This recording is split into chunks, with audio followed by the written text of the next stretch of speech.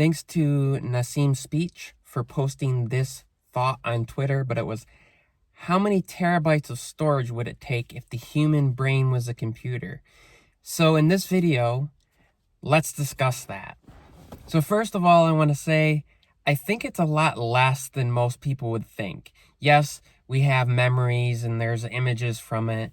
And, we have things where people can remember whole episodes of shows or whole conversations they've had. But realistically, a lot of that would just be in a text file that takes up maybe a few kilobytes of data. When we have a memory, a lot of times we hear things, but it's kind of our brain converting that to sound. We're not actually hearing that. So it's a recall. And I can relate this to a way where when you take a photo, for example, if you take a raw photo and you bring that into Camera Raw and you do some touch-ups on it, and then you bring that into Photoshop and you do what are called non-destructive edits. Essentially, it allows you to go back to the original image. When you save that, it attaches this file to the image that a lot of people, at least in my photography days and photo classes, we referred to those as a sidecar file. It's a very, very, very small file that might take up a few bytes, if a few kilobytes of data at most. And so if our brains were computers, I would like to think that they would work in a very similar manner. If you think about the amount of data that can be stored on our DNA is very complex and it takes up so much information. But if you think about, a lot of our memories are based on the words that we know, the places we've been, the experiences we've had, the people where we've connected with.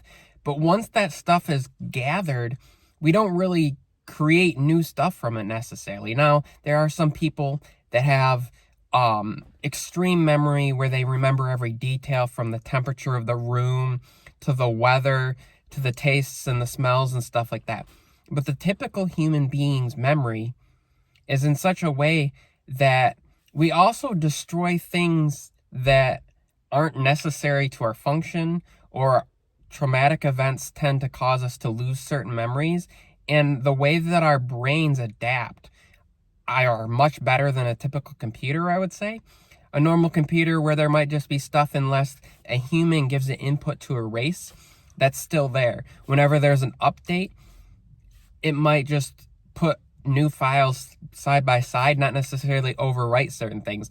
Our brains are much more complex and developed in a way that they're capable of just creating new overwrites, destroying things that aren't necessary.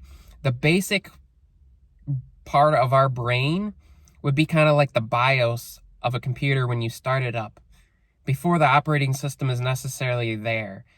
The memory, the storage, your graphics, your power supply, everything is recognized. Everything is booting up to the basic function.